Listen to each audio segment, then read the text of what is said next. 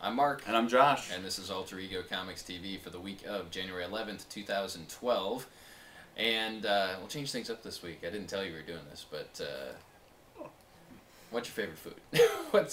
There's some news this week, some comic news this week that we want to share with you that you may be aware of already. But one piece of news from DC is that they're doing the first Batman crossover sometime in the near future, and will involve many Bat books, but from what we've been told, you don't have to read all of them to get the crossover, so I don't know what that means. There are going to be backups in both Detective and Batman. Scott Snyder is co-writing the Batman backup with artwork by his cohort over on American Vampire, Raphael Albuquerque, which, to see him drawing the Batman characters, I'm very excited about. Are you excited about that? I'm very excited about that. He really is. That's how he always looks. Also, I was very excited to read yesterday that Walt Simonson is returning to Marvel Comics to draw interiors and is doing a 6-issue arc with Brian Michael Bendis on Avengers. Simonson, of course, probably most well known for his run on Thor, where he wrote and drew the series. Beta Ray Bill! But yeah, he introduced Beta Ray Bill. He's been doing some variant covers over at IDW for the TMNT books.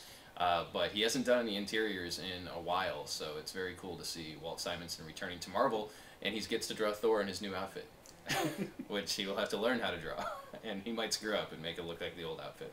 So look for those two pieces of information, those comics, somewhere down the road, but feel free to discuss in the comments below or on our Facebook or Twitter feed. So let's get to reviews this week. I'll start with Batgirl number 5. This is the same creative team that it's been for the last 4 issues. Gail Simone and Ardian Syaf. Hopefully I'm saying that right. And Gail Simone was really born to write Batgirl. And we talked about a few months ago that she was really influenced by the character growing up because she was a superhero with red hair, and Gail Simone had red hair, and you didn't have a lot of female characters in comics that were kind of portrayed in a strong way. And Simone is just really killing it with Batgirl. She knows how to write Barbara Gordon, and she knows how to write Batgirl. We're introduced to a new villain in this book, a female protagonist called Gretel, and there were just there was lots to like about this book. Syaf's artwork is excellent. I really like the way he draws Batgirl. There's some action scenes in here where I think he did really an outstanding job. And it's one of the new 52 that I'm really looking forward to every month, and it's consistent, and it's very good. Also got Star Wars, Knights of the Old Republic. Oh, war. There we go. What is it good for? Well, absolutely nothing. No. The Star Wars, Knights of the Old Republic 1, Dark Horse has gone to the point with their Star Wars books where rather than having ongoings, they're doing series of minis. So this picks up roughly where the old Knights of the Old Republic old Knights of the Republic series left off. Although you don't have to be directly familiar with that. I actually kind of jumped off that series towards the end, and I followed this without any issues.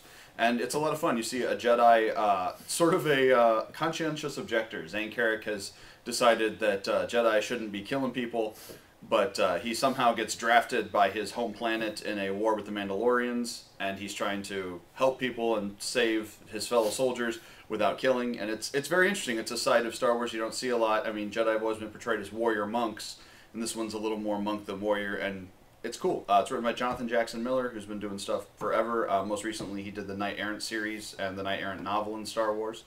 And if you're a Star Wars fan, it's definitely worth a look. For Star Wars fans, if you're looking for new material out there and you're not reading comics, you're really missing out, because Dark Horse is doing a ton of good Star Wars stuff, and John Jackson Miller is pretty much Mr. Star Wars when it comes to Star Wars comics. Amazing Spider-Man 677. This is the first of a 2-part crossover between Amazing Spider-Man and Daredevil, written by Daredevil scribe Mark Waid with artwork by Emma Rios, and it was awesome, as should come as no surprise. Mark Waid writing Spider-Man and Daredevil. The dialogue is awesome. The Black Cat is basically appears to be framed for something she didn't do. Peter knows this because he was hanging out with her when she was supposed to be doing what she didn't do.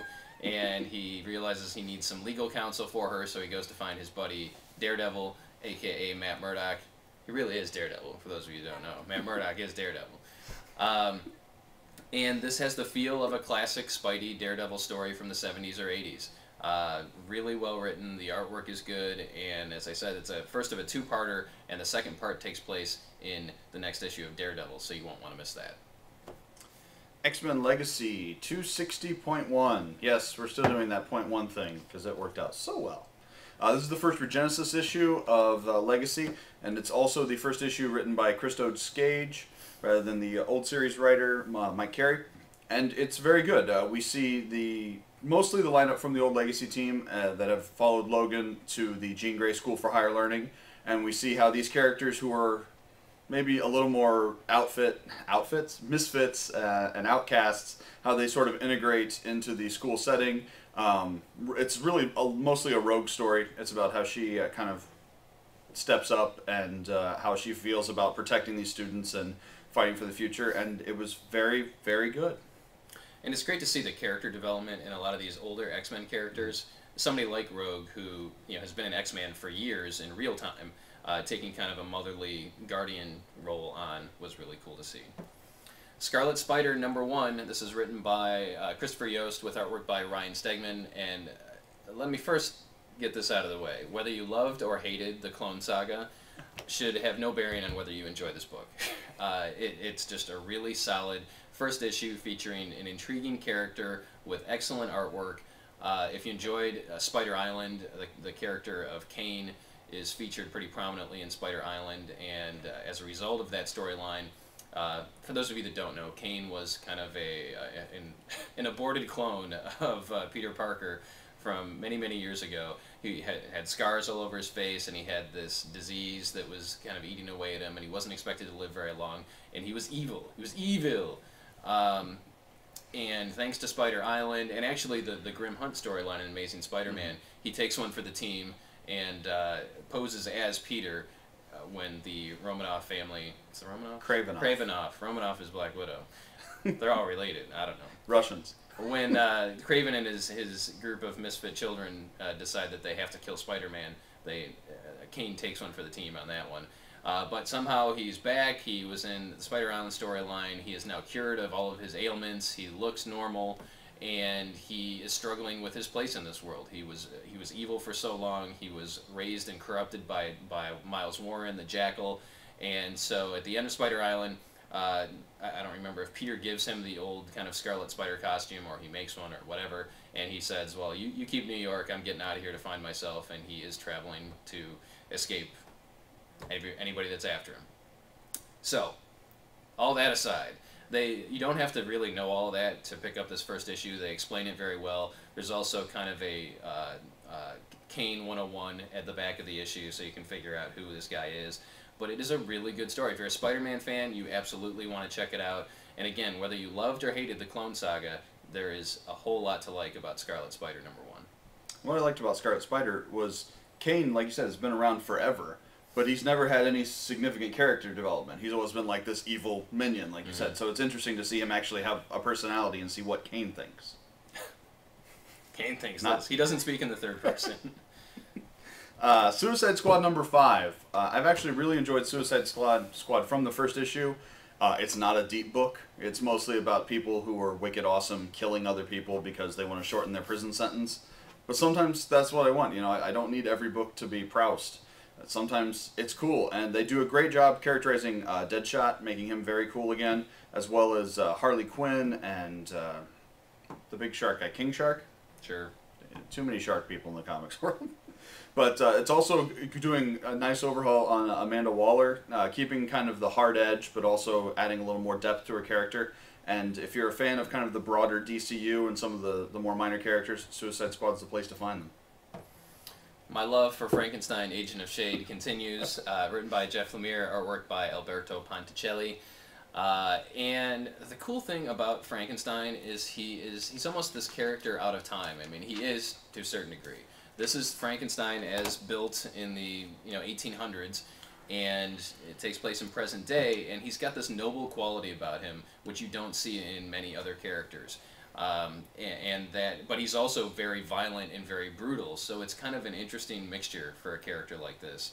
In this issue, he goes toe-to-toe with OMAC, and Shade, the secret society here, is trying to gather some information from Brother Eye without really cluing Frankenstein in on what's going on, and he feels a little bit betrayed by, is it Father Time? Yeah, I think so. It's Father something or other. I think it's Father Time. the little girl with the glasses. It's a fun, exciting, action-packed book, and it is, again, sticking with the theme of new and different to hold people's interest. It is new and different and exciting, and you never know what's going to happen next, and that's one of the great things to love about Frankenstein. One of my favorite books of the last year was Gates of Gotham, which was scripted by Scott Snyder, but the actual, it was story by Scott Snyder, actually scripted by Kyle Higgins. And Kyle Higgins has also been doing a great job on Deathstroke. I've said it before, they've taken a character that had kind of gotten a little wishy-washy and made him badass again. This is Deathstroke, the Terminator, stab people Deathstroke, and he's great. They're doing a wonderful job of portraying him and kind of revitalizing the character. There have been some not insignificant tweaks, or maybe they're not tweaks, maybe it's a secret that'll be resolved to his character and his backstory. Apparently he has different kids now, maybe. I don't know. Trying to reconcile the old DC continuity with the new continuity is really not productive, but my brain does it anyway. So, very cool. In this one we get to see interaction with him in the past when he still had two eyes, and kind of see him working with his son and some other operatives and training and how you become the Terminator. And we've also got a cool villain called Legacy. Every time he kills one of these guys, another Legacy comes back more powerful than the last, which is getting very interesting to the degree it's escalating the conflict. So Deathstroke, lots of stabbing and awesomeness. And if you're a fan of Deadpool, which is kind of, the Marvel version of Deathstroke to some extent, take out a lot of the humor, and the action and the killing is still there in the mercenary aspect, and you've got Deathstroke. So if you like Deadpool, read Deathstroke. Yeah. My pick of the week, Wolverine and the X-Men #4. In a perfect world, Jason Aaron would write this book forever. I'm hoping he does.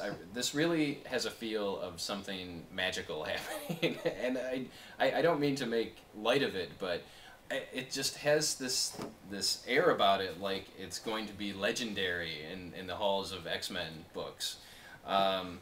This issue, it picks up some plot threads that were from Uncanny X-Force. So if you've been reading Uncanny X-Force and you want to see what happens to some of the characters that were kind of we're left with at the end of the Dark Angel saga, guess what? You'll find them here. We've got just really great moments, great character moments between Wolverine and some of the veteran X characters. Plus all these new characters. I'm pleasantly surprised that I'm finding myself interested in characters like Brew and Quentin Quire and Kid Gladiator and these guys that were just introduced in this series for the most part and are students at the new Jean Grey School, and the way that Aaron is writing them is just captivating. We've got artwork by Nick Bradshaw in this one, who is almost an Art Adams clone. I had to look a few times to make sure that it wasn't Art Adams on some of the covers that Bradshaw has done in the past. But if you're a fan of Art Adams and his classic kind of X-Men work that he's done in the 80s, you'll really dig this. Bradshaw has a style his own, but it's definitely heavily influenced by Art Adams. So Wolverine and the X-Men has been a 5-star book from the beginning, and this book does not decrease at all, and is definitely worth checking out. And my pick of the week is the new Transformers #1. I don't like Transformers. Well, that's not fair. I don't dislike Transformers. I just don't know anything about Transformers. More Than Meets the Eye, right? Yeah, More Than Meets the Eye is the new... Sorry, there's 2 series. This one is More Than Meets the Eye. The other one starts in 2 weeks, I believe. Robots in Disguise. That one, yes. More Than Meets the Eye was excellent. I didn't know half the characters on the cover. Matter of fact, I could probably only have named 2 of them. And they did a wonderful job of making me care about the characters and also making an interesting story. You don't need to be an expert in Transformers mythology. You can pick it up and follow it as a fun space adventure quest story, and it's a great time. You don't need to be intimately familiar with what's going on in Transformer comics. It'll tell you everything you need. And I really like the way Transformers and a lot of science fiction, especially the stuff aimed at kids, they feel like they can't necessarily just, in order to be respectable of science fiction, they throw a lot of jargon and complex things, and there's a Matrix, and there's Allspark, and it's crazy. This book does an excellent job of making Transformers legitimate. They make little inside jokes. They make references that we understand in our world, and then they twist them just a little bit. So Transformers, More Than Meets the Eye, great book, #1, pick of the week. And one of the variant covers is my pick for cover of the week. It's an homage to Justice League of America #1 by Kevin Maguire, with all the robots on the cover and Rodimus Prime saying, want to make something of it, like Guy Gardner did on the cover. It's awesome. On the collected edition front, we've got the new volume of Unwritten out this week by Mike Carey and Peter Gross. And if you're a fan of Unwritten, you definitely want to grab this one. If you're not reading Unwritten, you want to be reading it. It's definitely one of the top Vertigo books being published today. We've got an original Batman hardcover written by Bruce Jones with artwork by Sam Keith. This is Batman Through the Looking Glass. Bruce Jones is known within the comics world as a horror writer. He writes dark, gritty stuff. And of course, Sam Keith draws dark, gritty characters. So this should prove to be interesting. It kind of retells or reinvents Batman's first encounter with the Mad Hatter. And then finally, we have the Amazing Spider-Man Spider Island Collected Edition. And this reprints the entire Spider Island main storyline. We're going to get a second volume that has all the miniseries and one-shots. But if you'll recall, I loved Spider Island. And you loved it too. I did. It was the best Spider-Man story in years. And actually, that also has the Venom tie-in to it. Yes. Because it's part of the main Venom 6 story. through 9. This is a massive hardcover, and you will thoroughly enjoy it. That will do it for this week. There's so much to love this week. So come on in, check things out, post questions or comments down below the video, and we'll definitely get to them. And as always, we appreciate you checking out Alter Ego Comics TV, and we'll see you next time.